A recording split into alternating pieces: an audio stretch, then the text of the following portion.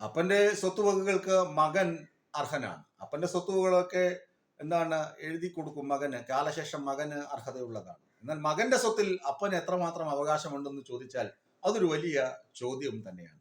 ഞാൻ പറഞ്ഞു വരുന്നത്, ശബരിമല ശാസ്താവിന്റെ അച്ഛന്റെ സ്ഥാനത്താണ് തന്ത്രികൾ വരിക. തന്ത്രി കണ്ഠരര് രാജീവരും തന്ത്രി കണ്ഠരര് മോഹനരും ഒക്കെ വരുന്നത് അച്ഛന്റെ സ്ഥാനത്താണ്, പിതൃസ്ഥാനം. അപ്പോ അയ്യപ്പ സന്നിധിയിലെ എല്ലാ വസ്തുക്കളും അയ്യപ്പന്റെ സ്വത്താണ്. തിരുവാഭരണങ്ങൾ എല്ലാം, അവിടുത്തെ പാത്രങ്ങൾ, ഭരണി എല്ലാം അയ്യപ്പന്റെ സ്വത്താണ്. ഈ അയ്യപ്പന്റെ സ്വത്തുക്കൾ തന്ത്രിക്ക് അവകാശപ്പെട്ടതാണ്. അജയ് തറയിൽ, കോൺഗ്രസ് നേതാവ് അജയ് തറയിലൊക്കെ പറയുന്നത് തന്ത്രിക്ക് അവകാശപ്പെട്ടതാണ്.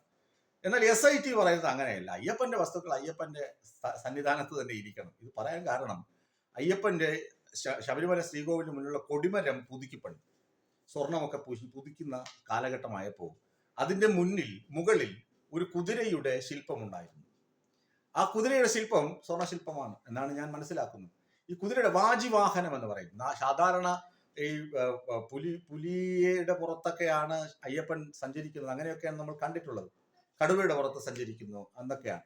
പക്ഷേ അങ്ങനെയല്ല, വാഹനം, അയ്യപ്പന്റെ വാഹനം കുതിരയാണ് എന്നാണ് പറഞ്ഞു വരുന്നത്, പരമ്പരാഗതമായി വിശ്വസിച്ചു വരുന്നത്. ആ വാജിവാഹനമാണ് കൊടിമരത്തിന്റെ മുകളിൽ വച്ചിരിക്കുന്നത്, ആ സിമ്പൽ, കുതിരയുടെ സിമ്പൽ. അതാണ് തന്ത്രി അദ്ദേഹത്തിന് അവകാശപ്പെട്ടതാണെന്ന് പറഞ്ഞ് അടിച്ചു മാറ്റിക്കൊണ്ട് പോയത്. ഇതൊന്നും മഹസറിൽ രേഖപ്പെടുത്തിയിട്ടുണ്ടോ എന്ന് ചോദിച്ചാൽ അതൊട്ട് ഇല്ലതാനും. മഹസർ ഉണ്ടോ എന്ന് ചോദിച്ചാൽ അതൊക്കെ എഴുതി എന്ന് പറഞ്ഞെങ്കിൽ ആ മഹസറുകൾ നഷ്ടപ്പെട്ടു. എഴുതിയില്ല എന്ന് ചോദിച്ചാൽ മഹസറുകൾ ഇല്ല എന്നാണ് ഈ പല ആളുകൾ, അജയ് തറയിലിന്റെയും പ്രയാർ ഗോപാലകൃഷ്ണൻ ചെയർമാൻ ആയിരുന്ന ദേവസ്വം ബോർഡ് പ്രസിഡന്റ് ആയിരുന്ന സമയത്താണ് ഇതൊക്കെ പുതുക്കി പണിയുന്നത്. അങ്ങനെ തന്ത്രിയുടെ വീട്ടിൽ നിന്ന് വാജിവാഹനം കണ്ടെത്തി കോടതിയിൽ സമർപ്പിക്കാനാണ് പ്രത്യേക അന്വേഷണ സംഘം തീരുമാനിച്ചിട്ടുള്ളത്. ഏതായാലും ഈ കുതിര ഇദ്ദേഹത്തിന്റെ കൈകളിൽ വന്ന് പെട്ടതോടുകൂടി, അടിച്ചുമാറ്റി വീട്ടിൽ കൊണ്ട് വശത്തോടുകൂടി കണ്ഠരര് രാജീവർക്ക് ഇരിക്കപ്രതിയില്ല.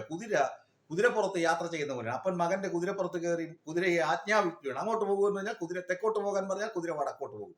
അങ്ങനെ തെക്കും വടക്കും ഓടി തന്ത്രി ഇപ്പോഴ് ജയിലിനകത്താകുകയും ചെയ്തു. വാജിവാഹനം ആർക്കെങ്കിലും കൊടുക്കണം എന്ന് അദ്ദേഹം അതിയായി ആഗ്രഹിച്ച് അവസാനം ഇതെങ്ങനെയെങ്കിലും തലയിൽ നിന്ന് പോയല്ലോ എന്ന് ആശ്വസിക്കുകയാണ്. കോടതിയിൽ കൊണ്ടുവയ്ക്കട്ടെ, അതിന് അദ്ദേഹം സമ്മതവും കൊടുത്തു കഴിഞ്ഞു. ഏതായാലും അപ്പന്റെ സ്വത്തിൽ മകന് അവകാശം ഉള്ള അത്രത്തോളം നിയമസാധുത മകന്റെ സ്വത്തിൽ അപ്പന് ഇല്ല എന്ന പച്ച പരമാർത്ഥം തന്ത്രി ഇപ്പോഴെങ്കിലും മനസ്സിലാക്കി കാണും. തന്ത്രിക്ക് കുഴലൂതുന്ന അജയ് തറയിലിനെ പോലുള്ള കോൺഗ്രസ് നേതാക്കളും ഇപ്പോഴെങ്കിലും മനസ്സിലാക്കി കാണും, തന്ത്രിയുടെ അനുഭവങ്ങളിൽ നിന്നെങ്കിലും.